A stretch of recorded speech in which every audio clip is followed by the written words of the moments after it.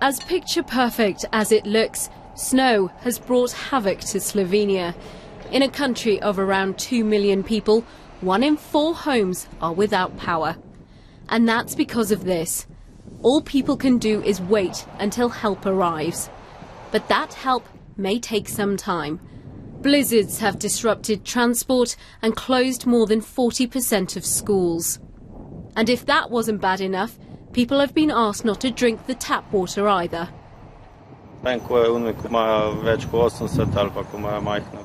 I can only imagine what it must be like for those over 80 years of age or those who have small children. There's no electricity and water supply is a problem too. The winter blast has caused chaos in Serbia, Croatia and Germany too. This is Austria. Homeowners have been shoveling for days. The wintry conditions are also causing problems in Italy, where they are suffering from widespread flooding. Torrential rain has caused misery for homeowners. Just getting around is a challenge, which is why the tens of thousands affected will be hoping an end to this extreme weather is in sight soon.